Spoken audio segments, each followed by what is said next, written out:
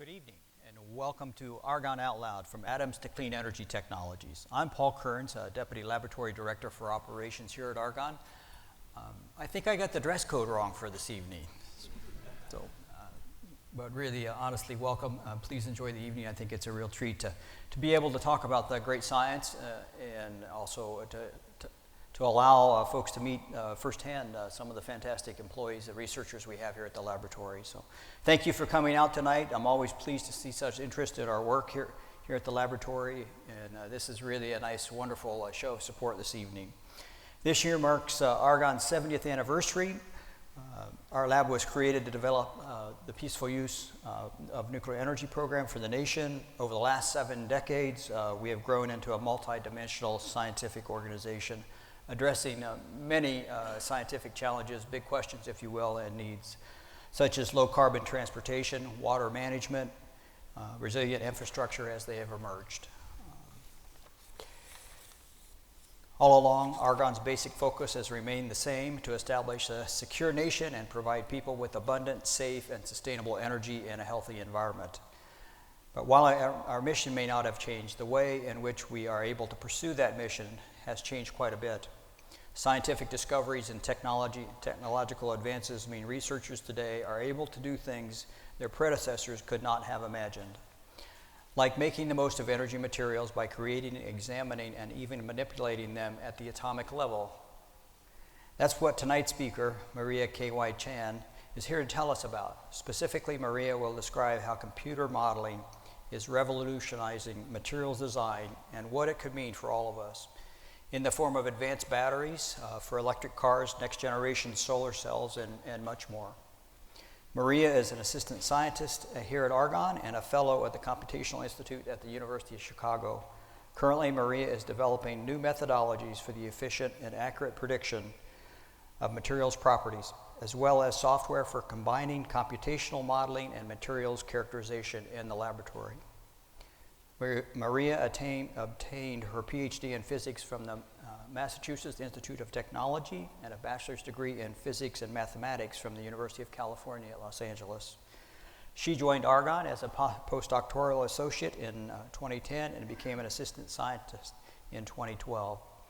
Before I turn things over to Maria, let's watch a brief video, please. Have you ever wondered how your lithium batteries work in your devices, or how your solar cells degrade over time? Moreover, have you ever wondered how quantum mechanics tie into all of this? What I hope to do is to bring you into the fascinating world of atoms, where scientists use quantum mechanics, big computers, big X-rays in order to understand where the atoms are, what they're doing, and how we can use this knowledge to improve renewable energy technologies.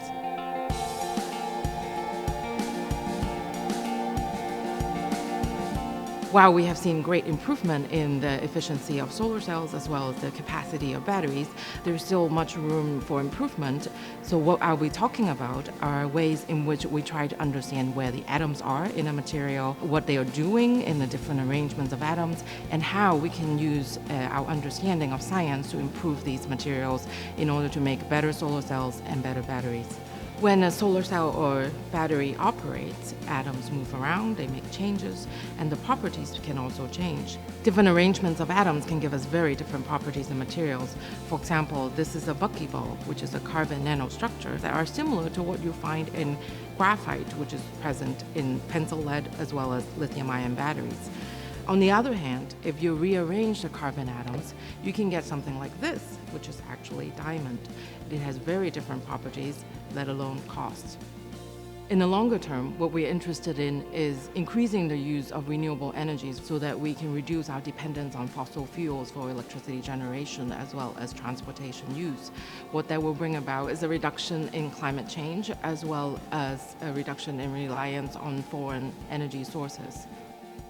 I think it's absolutely fascinating that we can use a combination of mathematics and physics in order to understand something as small as an atom, what it's actually doing in something as tangible as a material that we can hold in our hands, and be able to make improvements to it.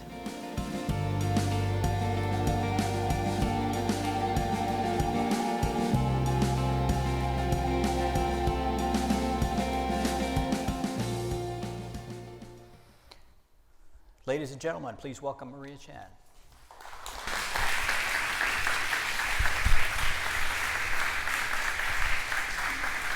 Thank you, Paul, for the introduction. Thank you, everyone, for coming to Argonne Out Loud. It's a beautiful evening. Actually, it's the Mid-Autumn Festival in Asian culture, so happy Mid-Autumn Festival to all of you. So today, I will talk about how we can go from atoms to clean energy technologies.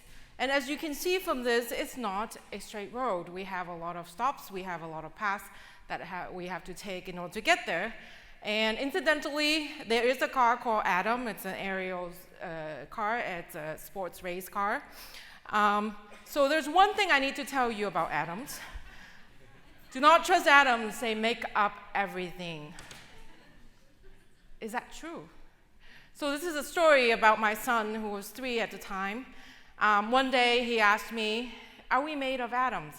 And being a scientist mom, I was very proud of myself, having taught my son what atoms are at the tender age of 3. And I said, yes, we are made of atoms. Without atoms, we are nothing. And then later on, I was going about my day. And I really like the sound of music, don't judge. I was doing my best impression of Julie Andrews, and I have confidence in sunshine and everything. And then my son pops up, and he said, Mom, it's confidence made of atoms. And so this is me for the rest of the day. And we had lengthy discussions with coworkers about neurological connections, whether they are, who we are, whether that is part of something encoded in atoms or not. Anyway, so that's an aside, and those are philosophical questions which we won't get into tonight. What we will get into are scientific facts and processes, how we get science. And here is a chance for you to test your knowledge. Throughout the talk tonight, we'll have several of these questions. You have been given a clicker when you entered. There should be one between 2 or 3 of you. This is to encourage collaboration and talking to each other, which is part of the science process. And when you are ready to answer this question, which is spot the lie, there are 4 statements. One of them is a lie. The first statement is that atoms are indivisible pieces of matter. Second is that there are more atoms in a grain of sand than there are people on Earth. The third statement is that atoms comprise less than 10% of the total mass energy in the observable universe. And the fourth is electron microscopes allow us to see atoms. So one of those is a lie. It's one of my favorite party games. So once you know the answer, you can click the number corresponding to the lie. If you change your mind, you can click the new number, and they'll register the last number from your device. So we have about 40-something people who have answered. We'll wait until we have about 70 or so, and then we'll reveal what everyone thinks and what the correct answer is. Okay, maybe I should count down. Last chance. 5, 4, 3, 2, 1. Speak or forever hold your peace. There we go. Okay, so we have quite a diversity of opinions. Probably the large number of people picked 1, but there are several other answers have also people voting for it. So those of you, 42% of you are correct. That's a good start. We're starting off our evening on the right foot. So atoms are not indivisible pieces of matter, and that we will talk about next. There are more atoms in a grain of sand than there are people on Earth, far more. In fact, if you take a grain of sand and you take the atoms in there and give every person on Earth 1 billion atoms, there will still be atoms left over. So that tells you how small atoms are and how numerous they are. And atoms actually don't make up everything in the universe. They make up less than 10% of the total stuff in the universe. The rest is dark matter and dark energy. In fact, the next Argonne Out Loud talk will be on dark matter, and stay tuned for that. Electron microscopes do allow us to see atoms. Here's a picture of rows of atoms in a material taken here at Argonne National Lab by Dr. Wen, a scientist on electron microscopy. We can see individual columns of atoms in this picture. So the Greeks lied to us. Atoms are divisible. The bulk of the atom's mass is made of nucleus, which is protons and neutrons, and it makes up 99.97% of the mass, so most of the stuff. However, the rest of the mass, which is a tiny amount, is made of electrons, and those actually give us everything else. They give us all of chemistry, flowers smelling good, and chocolate tasting good, the fact that we are alive with all the cellular processes. And most of our experiences, other than gravity, for example, comes from the fact that electrons are there in the atoms and they behave the way they do. So here on our journey, we need to make a stop to look at electrons and how quantum mechanics is the theory and explanation for how electrons behave. So electrons obey Schrödinger's equation. I assume all of you learned this equation. He agreed with you. There's some kind of elfish, I can't read it. Okay, it's all about probability. This equation is kind of like your weather forecast in the sense that it doesn't tell us exact truths, it tells us probabilities. And that actually is the world of quantum mechanics. So in this equation, we have several inputs. Some of them are fairly certain. We have Planck's constant and the electron mass. Those are constant. They don't change. Someone has measured them to high accuracy. And then we have V, which is what the electrons feel. The electrons feel an attraction, repulsion with the nuclei, other electrons, and so on. Those are the inputs to the equation. The outputs are the wave function. So this Greek letter psi, capital Psi, is the electronic wave function that tells us where the probability of all the electrons are. So the chance that the electron is here, there, everywhere, each and every single electron. And then finally, E is the energy, which really controls all the physical processes. So this probabilistic view of the world is very weird. And this is what revolutionized science in the 30s or so, when quantum mechanics was being developed.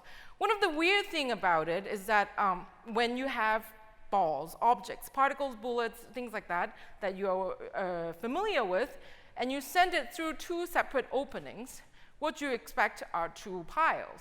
One pile for the balls that go through one opening and one pile for the balls that go through the other. But when you do that to electrons, that does not happen. Even though we think of electrons as balls, and I draw them as balls in most of my presentations, electrons don't act like balls. If you have two openings, they form several fringes. In fact, they form several piles that look exactly like what waves do when they interfere. And this is the part of quantum mechanics that is difficult and useful. The fact that electrons can be in multiple places at once. The fact that electrons are described by probability instead of deterministic paths. And that certainly leads to a lot of interesting popular culture references. And many of you have heard of the Schrödinger's cat, you are both dead and alive, and then that's possible in quantum mechanics. Quantum junction, getting both lanes, that's also another quantum weirdness. Okay, so as I said, quantum mechanics actually governs all of chemistry. So even if you're trying to avoid physics by taking chemistry, I'm sorry, you can't. So when this was developed, and this equation was very powerful, a lot of the physicists rejoiced. They said, well, a large part of physics, not everything, like gravity is separate and so on, a lot of physics and all of chemistry is now solved. Except this equation is too complicated to solve. Remember, I said that equation describes the probability of all the electrons, each and every single one. And we think about it in the modern terms, it's a problem of data. So this is a picture of a data center, which some of you may have heard about. This is where all our credit card information, our emails, everything goes. And there's a lot of data storage in your cell phones, laptops, and so on and so forth. So think in terms of data. If I need to store the wave function, remember that is the probability of finding each and every single electrons in all of space. If I need to store that information for one atom, one silicon atom, which has 14 electrons, I need something like a billion thousand bytes, 10 to the 30 bytes, 10 with 30 zeros after it. What does that mean? That number is outrageous. We don't have a reference for it.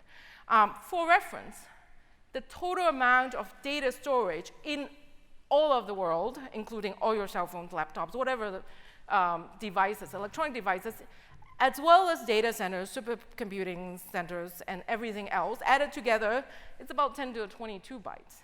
10 to the 22 bytes is actually a large number, but not outrageously large number, because if you were to buy that in hard drives, that only costs about $200 billion. So to store one silicon wave function, it takes about 100 million people, $200 billion each. So as you can see, that's an impossible problem.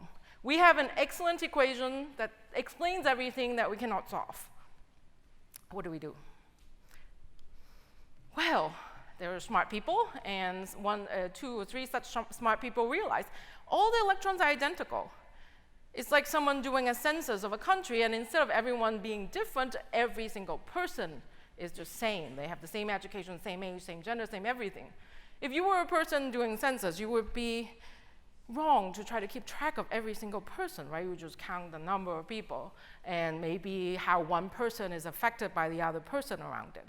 And that's exactly the insight that led to this development that actually allow us to use Schrodinger's equation. The electrons are identical. Instead of looking at each and every single one of them, let's just do one.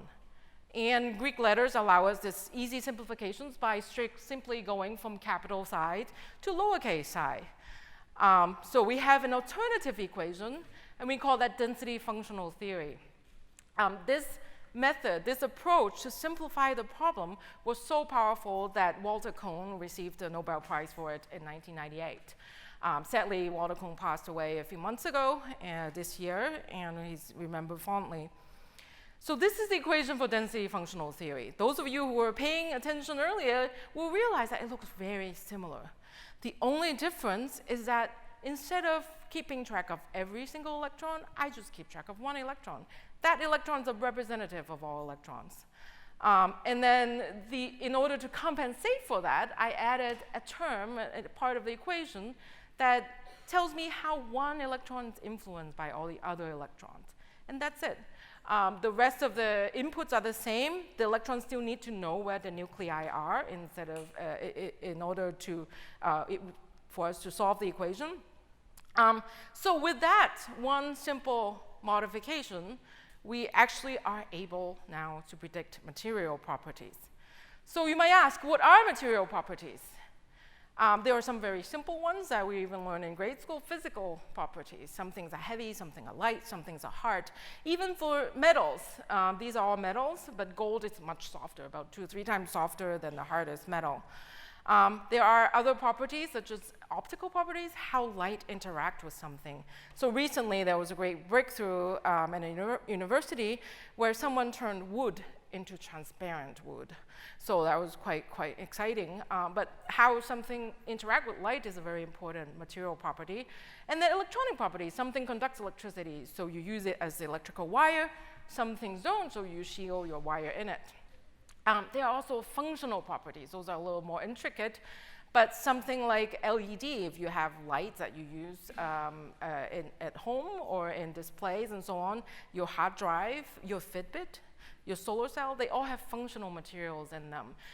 What we mean by that is that that material does something useful that you want to use, and you can control it. In your Fitbit is a piezoelectric. When you move, it generates electricity. It keeps track of that, the fact that you're moving around. Okay, so those are functional properties and other properties of materials. They all depend on just 2 things. One is what kind of atoms make up that material. If you have a cell phone, a laptop battery, inside there's different kinds of atoms that make up that material. And 2, how they are arranged. Even the same kind of atoms will behave very differently, as I mentioned in the short video, if you arrange them differently. So here is the chance for you to test your knowledge and also test your attention, because some of the answers will be referenced to the short video.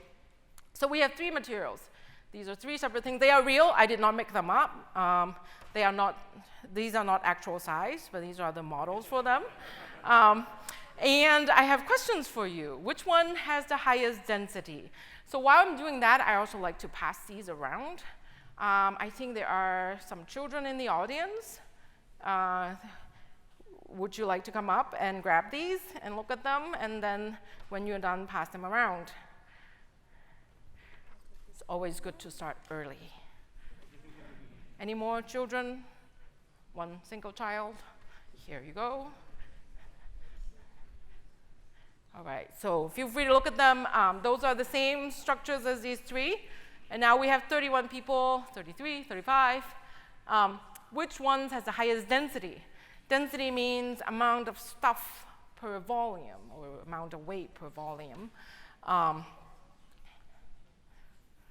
You stare at this, you might be able to tell. Okay, I'm going to count down.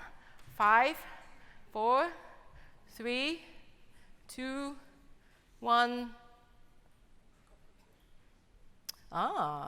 We are on a right track, because the number of people who got this one right has, it's an improvement over the last one. So the way that I said you could tell if you look at it is the fact that the atoms are closer together in one of them. It's maybe not strictly easy to tell because I didn't draw this exactly to scale. But in the middle, the material is about 3 grams per centimeter cube, which is about 3 times as dense as water. And then the others are a little lower. Okay, which one's the hardest? Meaning that if you hit it, it deforms less. Let's try this one.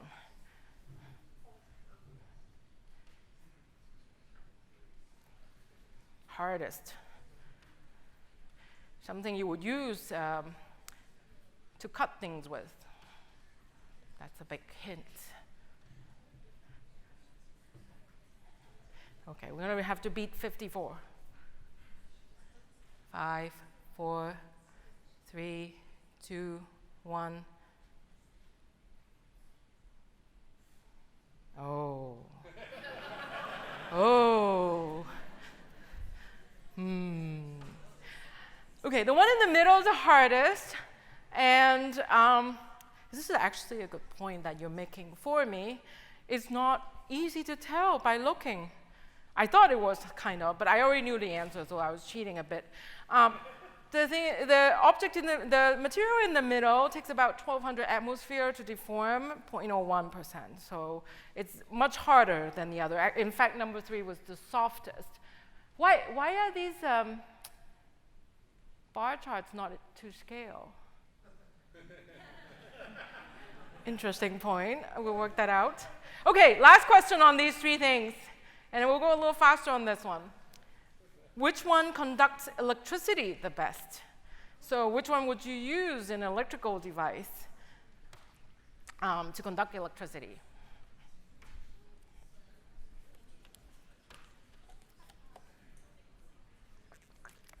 This, in my mind, is the hardest question.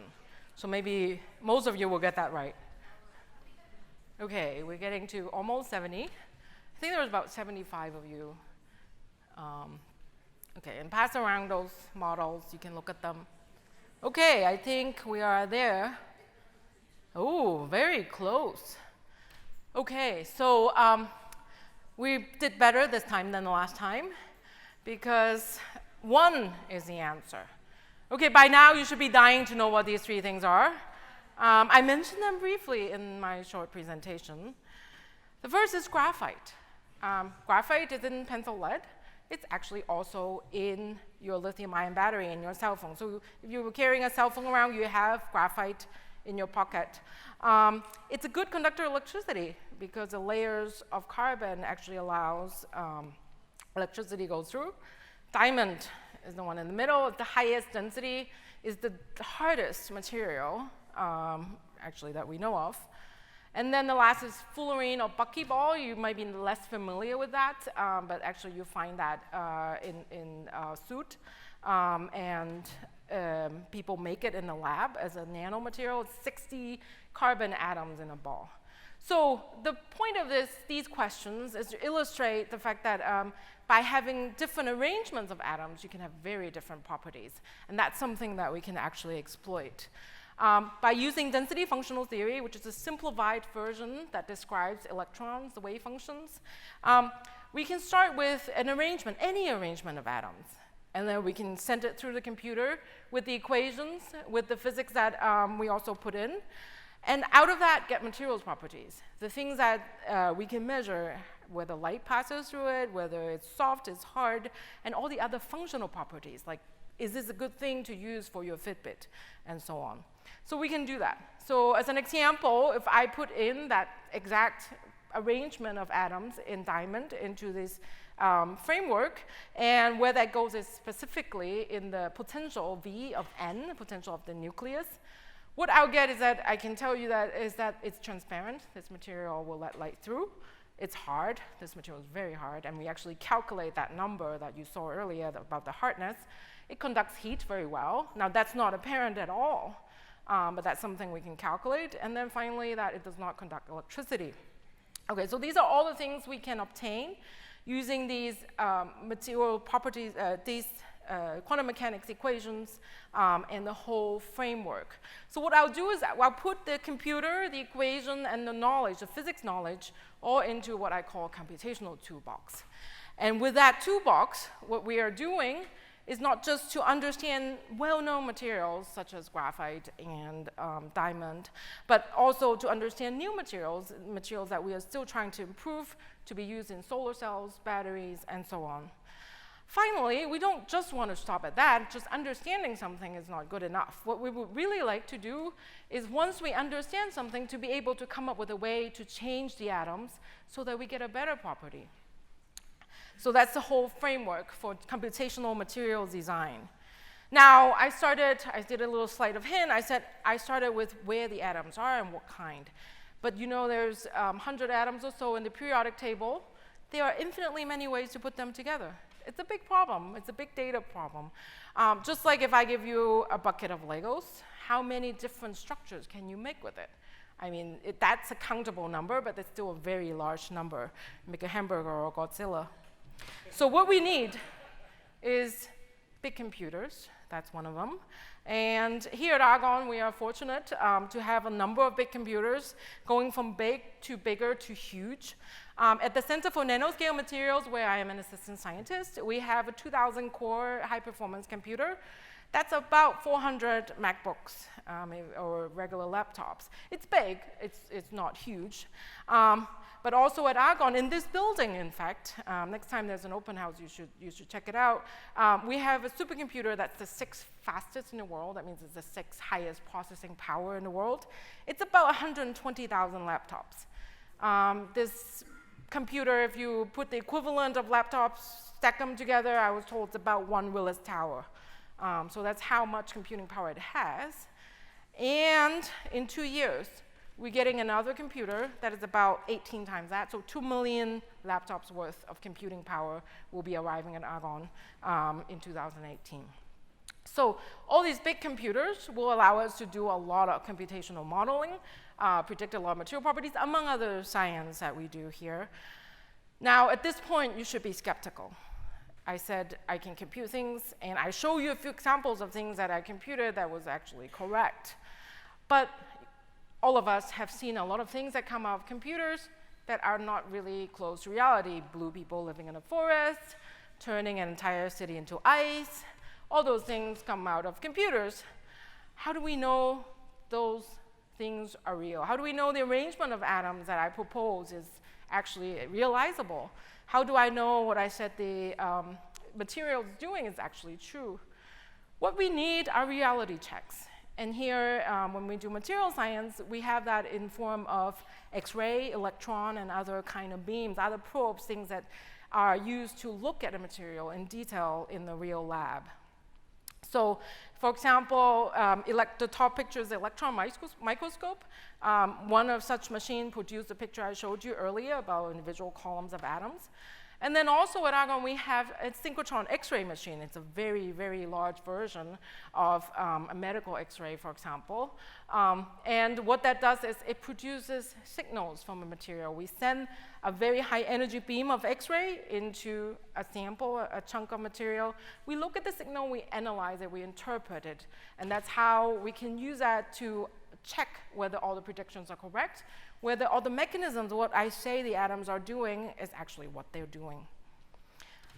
This is a simplified version of the scientific process. So it starts in multiple ways. We can start it as from experimental side or from the computational side. Sometimes I calculate something, sometimes experimentalists measure something. They said, this is great. And then everyone else does not go, yay. Everyone goes, really? Because skepticism is a central part of what we do. We always check each other. We always ask, what is your evidence? How can I believe this? And how can I check further that this model or this discovery is actually certifiable. So what we do is we have validation. If it's a model, I predict something, then someone goes and measure it, that's validation. If someone measures something, they might measure a different thing that tells them that similar information. And with all that, we have more confidence. And once we have more confidence, we can go and say, oh, by the way, this model that we have validated also tells us this other thing that you might find useful. I actually simplified it because it does not go straight forward like that. There's a lot of, really, are you sure? Can you check? Can you do this other calculation? Can you do this other measurement? And then, yes, really, we're sure, and so on. But whatever, like, there's a lot of steps back and forth involved. And one of the key things that I think we should take out of, especially the young ones, out of this discussion is that it's not someone locked inside a lab doing science. It's a team process. We all interact, collaborate, and challenge each other. It's very much a team effort. Okay, so in order to complete, to more accurately represent this whole process of designing clean energy material, I have to put the upper loop on, which includes skepticism about the model and also experimental verification, things that someone can measure and say, oh yes, this is actually what's happening. I can give you an example, and that example is on optoelectronics, things like light-emitting diodes, things that give off light. Silicon nanoparticles, or very small chunks of silicon, have been considered for optoelectronic applications. And one of the fundamental questions about it is that, what's giving off the light? You have a small chunk of material, where's the light coming from? And one of the experimental approaches to look at it is actually to squeeze it really hard, because the surface of a chunk of material doesn't behave the same way as the interior when you squeeze it. So with those experiments, we also did simulations. We look at this particular nanoparticle, a silicon nanoparticle. All the blue atoms are silicon. It's about 2 nanometer wide. That means 50,000 of them will fit across a human hair. We squeeze it under very high pressure, about 1 million atmospheres. If you have no idea what that is, no one has experience about what that is, hopefully. It's actually about 1,000 times the pressure in Mariana Trench. So once we did that, we did the simulation. We also took the opportunity to turn that into art. That's also one of the things that we like to do to connect with the public and also each other about our science. So this is the artistic view from inside a nanoparticle done by Professor Reese Rankin. The blue with the reflection are the silicon atoms, and the green are the outside particles, balls that we actually put to squeeze this nanoparticle with. So with those simulations, we come back to sort of more mundane data. What's that telling us? It tells us that when we squeeze the particle with more pressure, the light that comes out of the silicon nanoparticles becomes more red. And those are the calculated results, and then the measurements actually bear that out. The slopes of those lines from the calculated side and the measured side are quite similar. So we have some confidence, it's a small one, some confidence that our models are doing the right thing. Remember I said once we validate a model, we can have additional insights, additional revelations, information that we obtain from these models. And in this case, what we can tell is that the light actually comes from inside the nanoparticle. These are the electrons that are responsible for giving off the light, and they are distributed throughout the nanoparticle, including the inside, not just on the surface. So that's one piece of contribution towards this debate of where the light comes from. So that brings us to our eventual goal, clean energy technologies. And I'm going to talk about, as promised, batteries and solar cells. This is a schematic picture of a high-capacity battery. And that picture is, the car there is a picture of a Chevy Bolt. And actually, I just read in the news that Chevy Bolt is coming out. I'm not paid by Chevy. So in a lithium-ion batteries for a car, as well as for your cell phone and laptops, there are lithium ions that go back and forth between the anode and the cathode, the 2 electrodes. Batteries are not just important for cars and cell phones and laptops, they are also important for clean energy. So shown here is the electricity need for generation in all the gas plant and coal plants and so on in California at different times of the day.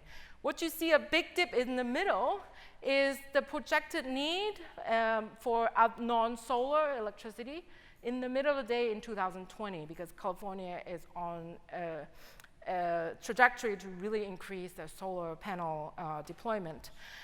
What that tells you, this plot tells you, is that if your natural gas power plant is on, it needs to be turned down in the middle of the day. And then suddenly, in the evening, it needs to ramp way up. So that causes a problem for the operation of the power plants. One possibility, one way to solve that problem is to actually have a battery that takes up the energy excess in the middle of the day and gradually distribute it as sunset comes on. So towards this type of load leveling, we call that, it's a grid storage plant actually in Marseilles, Illinois, about 80 miles from Chicago. This is a pilot project where there's just lots of big lithium-ion batteries, the ones that don't catch on fire. Okay, so energy storage is an important problem. We want that for all kinds of reasons. And here are three possible energy storage systems. Water with gravity is actually a very versatile energy storage system, and some power plants actually do that. They have a big reservoir, and if they have excess capacity, they just pump water up, and when they need that capacity, you just let the water flow and turn some turbine. It's actually reasonably efficient, however, the capacity is very low. This is a way for us to see what the capacity of different energy storage materials are. I call that the toaster scale. Don't look that up, I just made that up. It means if I have a pound of something and I want to run a toaster, which is roughly 1,000 watts, how long would that run? If I have a pound of water on the very top of Hoover Dam, which is the highest reservoir we have in the US, it will run the toaster for 1 second. That's not very useful. If we have lithium-ion battery, the ones that you have in your cell phones and in the current cars, it will run for 4 minutes.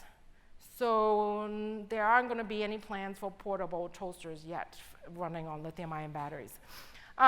Fortunately or unfortunately, gasoline, which has about the same energy capacity as butter and olive oil and all the other tasty stuff, can run about 6 hours of toaster with 1 pound in terms of energy. So that is the challenge that we have.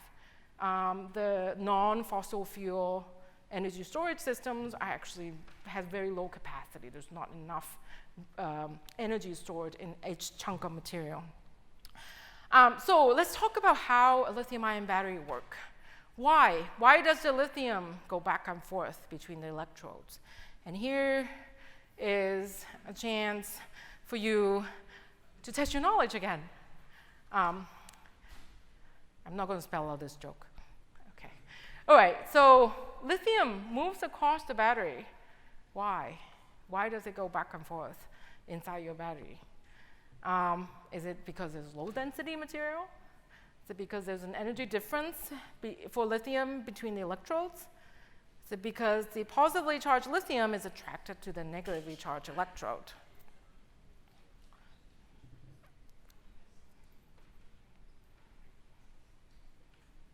Okay, it's one of the toughest questions tonight.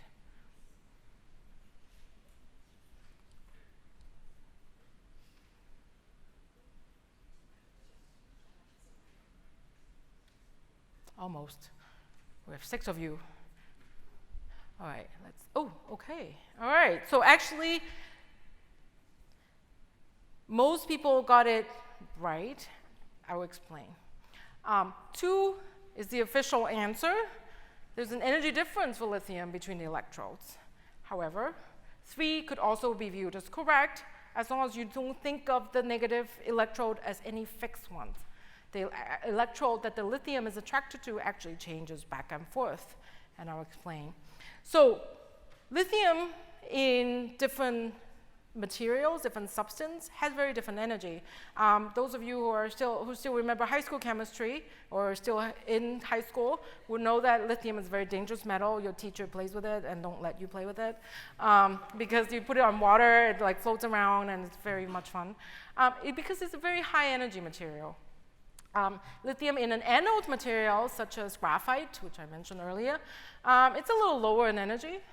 And then lithium in cathode material, which usually is the expensive part of your battery, like the cobalt oxide and manganese oxide, that is much lower in energy. So what happens is that the energy differences of lithium in the different material actually gives us voltages that we can calculate. When you have a lithium in the anode, it is in higher energy, and then when you discharge, you let the energy out, and the lithium falls down. It's kind of like water falling on a waterfall. Conversely, once you've used up all the energy, you need to add in energy to the system, plug it into the wall, and charge, bring the lithium back up to the anode material. So this back and forth really comes from energy driving the lithium out or in, up or down in these different levels. And the negative electrode actually changes back and forth. All right, so in these materials, where do lithium go? In carbon, which is graphite, it's kind of like shelves. You can think of lithiums as balls, and you can think of the carbon sheets as shells, and the lithium goes onto each shelf. In metal oxide, some of them are kind of like shelves too, but others are like drawers. You have lithium going into individual sites, individual places that they really like being in. So the lithium goes on there, comes back. The shelves and the drawers stay the same, and that's why your batteries last a long time. One of the things we like to do is to increase the capacity of the battery, store more lithium. And silicon actually is a material that can store 10 times more lithium than carbon. So that's great, we really like to do that. However, there's a problem. Unlike these nice materials where the lithium goes into shelves or drawers, silicon doesn't have shelves or drawers. We know that when we put lithium into silicon, everything just goes everywhere. All the atoms are rearranged. And there are known arrangements of lithium and silicon. People have studied this in the past that are very strange. However, they don't even occur in a battery. We don't see these arrangements in a battery, and we know that by using X-ray machines. So we have a problem of arranging the atoms in the right way to describe the property of this new battery material that can hold 10 times as much lithium. And just like Legos, one of the ways to solve this problem is to treat the atoms one at a time. No matter you're building hamburgers or Godzilla, you have to add the Lego pieces one at a time. So that's what we did. We take a piece of silicon, blue here, and add lithium atoms one at a time. We try all the possible places that you can put the additional atom. We let the system, the atoms rearrange themselves, and we keep doing this until we're done. So doing that allows us to see how silicon actually changes when you put lithium in. And this is sort of an animation of that. This is not a real movie. To actually do that in a movie by following atoms would take an impossible amount of time. So we see lithium entering the silicon. There are a couple problems you can see. The thing expands a lot. So skepticism, remember, this is always, I worked on this problem. I had these great movies, right? And then I showed it to the other people, and they're like, how do I know this is true? And I said, you have a very good point. So I scoured literature for data that might show that we are on the right track at least. And this is one of them, and if you squint a little, you can tell the similarity between the left and the right. The left are calculated distribution of atoms with respect to each other, and on the right are measurements done at the X-ray machine here at Argonne. This is, again, a small validation because the similarities are there, but there are also differences. Then again, I was asked, does this happen? While we were trying to figure that out, other scientists and engineers had this idea. Remember I said that there was a problem because the silicon expands when you put lithium into it. And that's not good. You don't want your battery to be expanding and contracting. So one of the approaches to solve this problem is to make columns. If you make roofs of batteries and you put silicon and it expands, the expansion would sort of fill out the grooves, and then when you take it out, it will come back to the grooves. So you can have a stable structure at least, even though you have this expansion occurring. But making those grooves involves choices. just like a crystal that you can buy from a jewelry store or whatever, have different crystal facets, silicon does that too. If you can cut the grooves with different facets of the silicon crystal. You can have the face, which is the green one here, the diagonal or catty corner, or the box diagonal, which makes a triangle. Different ways of cutting this crystal will give you different types of structures. And we expect them to sort of expand uniformly, like a balloon, go up, go down, so on. None of that happened. So what experimentally was observed is that the orange one really likes to expand, an orange diagonal facet really likes to expand, whereas the box diagonal does not like to expand at all. So if you cut it two different ways, you get two different, completely different behavior. So I said, aha, that's one way to test our models. I mean, I have the simulation of how all the atoms go when I put lithium into this material. Does it show a bigger expansion for the orange one compared to the purple one? Well, the answer is no. It does not show more expansion. My model said they expand exactly the same amount if you put the same amount of lithium in it. However, remember, we also get information about energy. We know the voltages of different lithium battery materials because we can calculate energy with these quantum mechanical equations. And with that, we can actually say, oh, wait, the orange one has a much higher voltage versus the other two. And with that simulation, we can actually say, okay, if I just say that the lithium prefers to enter through the orange phase, what will really happen is that it will expand sideways, even though the amount of expansion is the same if you put in the same number of lithium. It's just sort of a priority thing. It likes to go through the side first. So that was a great explanation of an observation. That's not exactly a validation yet. What we were really excited about are then other researchers, completely unrelated to us. You know that because they use different colors for the different facets. They went and measured the voltages of the different facets, and they found what we found, that one is much higher, the other two are about the same. So then we were very excited. This is one of the instances where everything sort of comes together. We have skepticism, we have more and more proof, and then at some point, some proof comes from unexpected places, and we're very happy. Okay, so that was a material. I described some peculiar behavior about this material that can hold a lot of lithium. What does it mean? So what? What does that tell us? One of the things it tells us is that this expansion is intrinsic to the material. You can't actually engineer it away. You can't just stress it more. This expansion is really there, and this preference also is intrinsic to the material. So one way to take advantage of that is instead of making these columns and so on, you can use nanowires. If you have your nanowires actually oriented in the right way, then that expansion can be controlled. In fact, there is a company called Nexion, which is actually marketing silicon battery materials using nanowires. Okay, so that was our discussion on batteries, and now let's move on to photovoltaics. This is a picture of a pretty new solar farm in California, completed in 2014. It has about 9.5 square miles and provides electricity to, I think, 170,000 people in California. So big solar farms. And I said photovoltaics and solar cells interchangeably. Photo means light, voltaics means electricity. Photovoltaics turns light into electricity. So how do solar cells work? I think some of you will be familiar, well, others not, so let's go through that. You have sunlight going into this material, and what that does is it generates electrons and holes. So we've talked about electrons. What are holes? You can think of holes as opposite electrons. They have the opposite charge. They move in opposite direction under electric field. And they are both, electrons and holes are both crucial for a solar cell to work.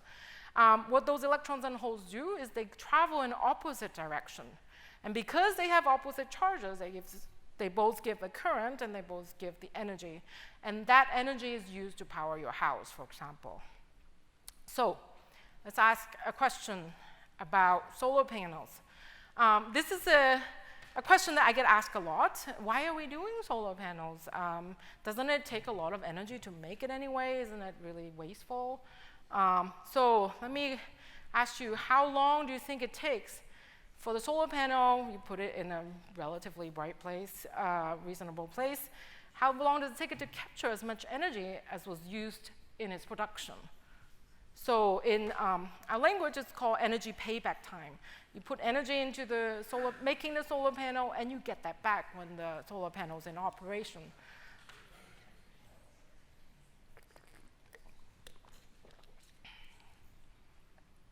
Okay.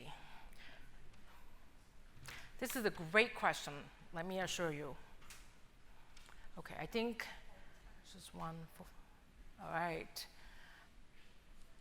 All of you are correct, because the energy payback time of solar panels actually changed drastically. So for those of you who are more experienced in life, you might remember that way back then, solar panels were really energy intensive to make, and they have very low efficiency, so that it takes 20 years. This is a 1975 figure. In about 15 years ago, where things really started to change, that number was down to about 5 to 10 years, depending on the estimate, and this is for silicon solar panels.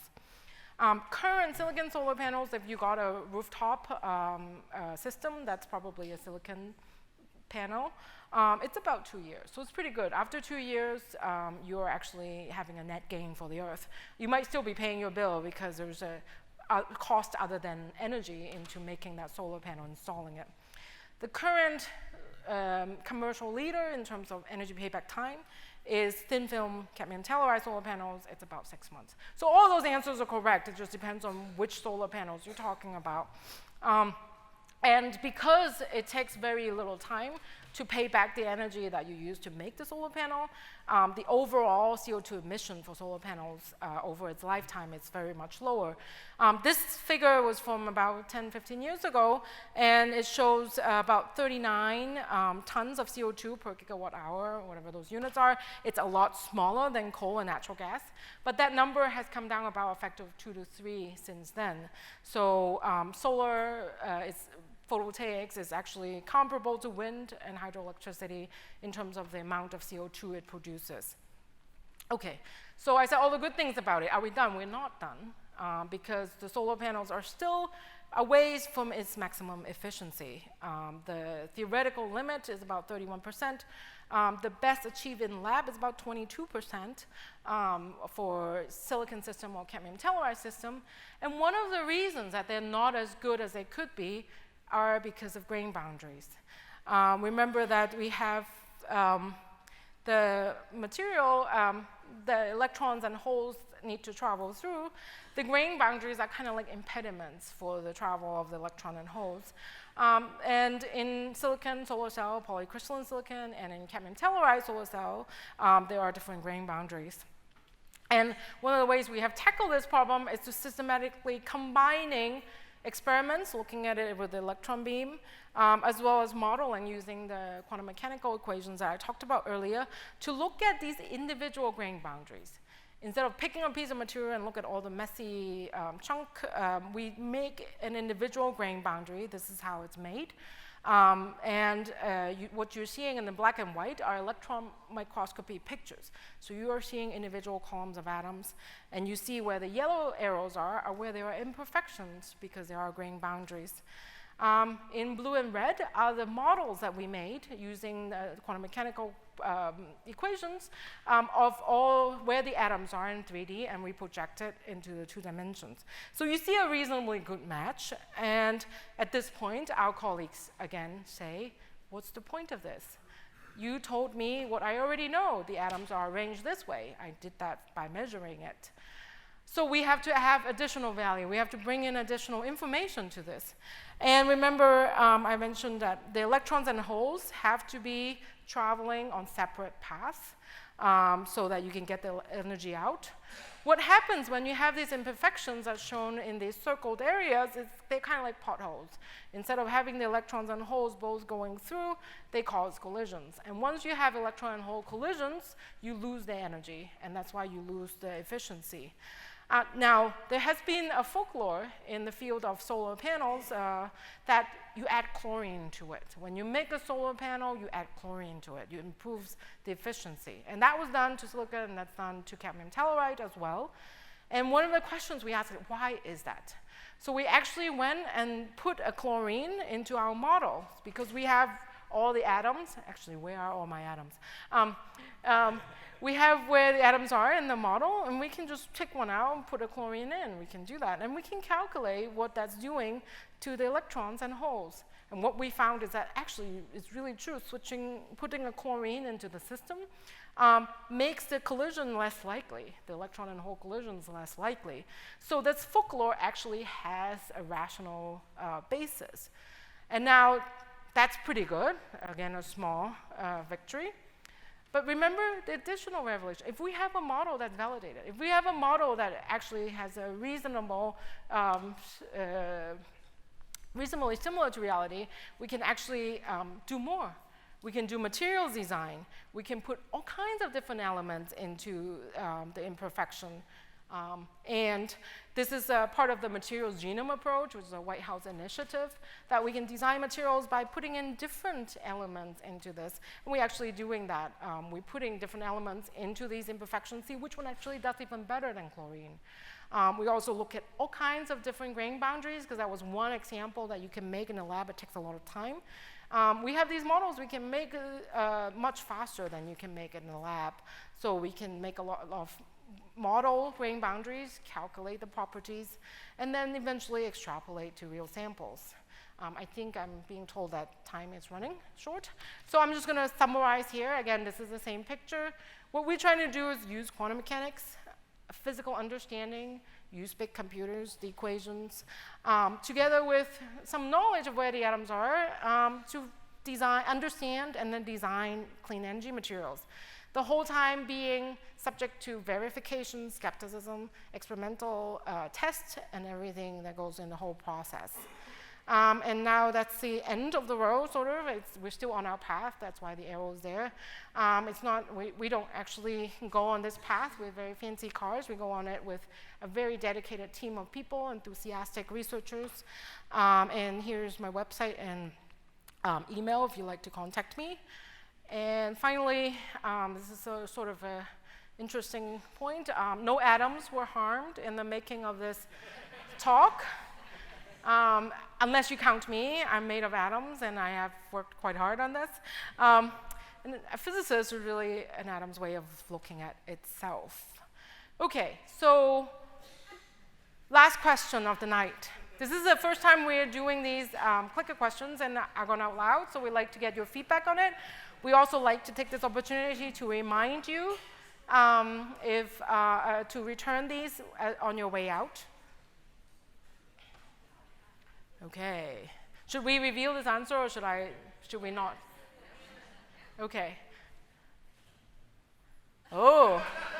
Okay, 36% of you will be subject to search on the way out. All right, thank you very much.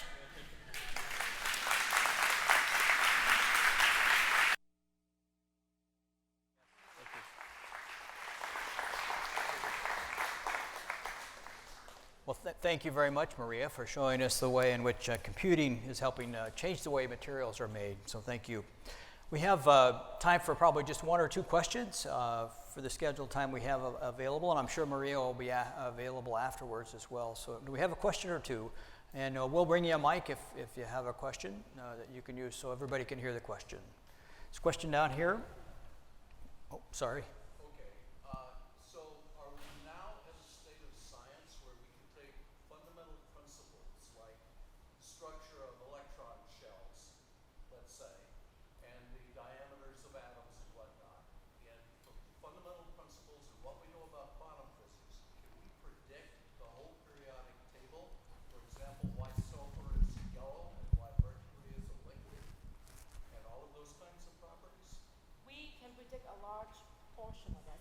Everyone heard the question, can we predict from first principles? In fact, I've avoided the word, it's kind of a jargon, but what we do is called first principles modeling. We start with just the atom type, how many electrons, and then calculate. We can definitely predict colors of different materials. We can predict the structure of different materials, which one is lower energy than others. Recently, there was some discovery of a new ground state for boron from computational means. Yeah, we can predict a large portion of those properties. I wouldn't say every single thing. So we still are struggling to look at exotic properties, such as what's a superconductor. That's not so straightforward, but color, hardness, structure, all those things we can do. Very good. Good question. This one back here. Yeah, that's where, can you hear me? Yeah.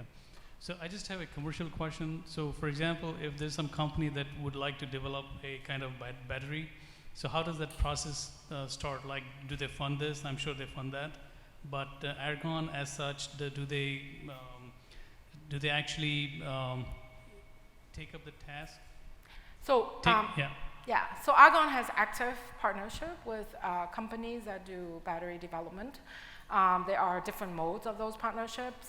There are CRADAs, there are strategic partnership programs. Definitely, there's a whole spectrum of scientific and developmental work on batteries. So what I've described is more towards the basic science side, whereas the companies would be more towards something that's been more developed, and they wanted to seek improvement. Thank you. Question down here.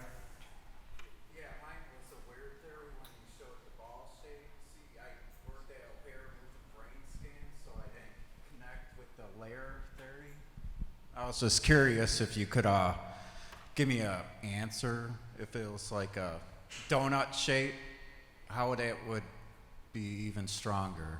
Because, no, I got it confused. A donut shape buckyball or donut shape what? Brain scan. Brain scan? I got confused with the ball-shaped layers of the harder fibers. You know what I'm saying? I'm not 100% sure. Oh, that's okay. Yeah. We can talk a little afterwards. Right. I mean, if you're talking about how hard answer. a material is on a large scale, you wouldn't do it atom by atom. What I was thinking. So if you have like a big piece of material and you want to see which shape is stronger, you would not do this type of modeling. What you would do is you figure out the material properties that's relevant, Young's modulus, for example, and then you would do some calculations on a bigger scale. Because you don't need to know what each atom is doing in that case. Yeah. Okay, that was good. Thank you. Thank you. How about a question from one of the students? Yes. 18 or under. I can promise you candies. I don't have it right now. Understanding the physics of how solar cells work, when you are putting chlorine to try and cover the imperfections in the solar cell, does that cause problems with heating or light being reflected instead of being absorbed by the solar cell? So it does not cause problem with heating or light being reflected because the chlorine is incorporated into the material. So it's not like a separate liquid or gas. It's actually incorporated atom by atom into the imperfections, and it usually more or less stays there because solar cells don't operate under extremely high temperature. If you heat the whole thing, eventually everything would come off. But under normal operating conditions, the chlorine is pretty stable. Okay, but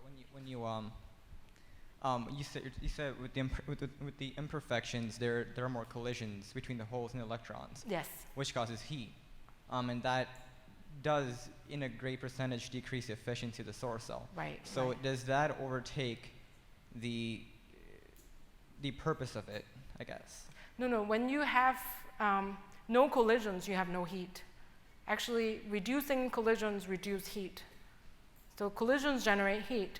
If there are no collisions, the electrons and holes go out and give you that energy as electricity. When they collide, then they generate heat. So when you add chlorine, there's less heat being produced. But in general, most of the heat that's a problem in solar cells actually come directly from the sun. Okay. Yeah. One last question back here. Who? There, yes.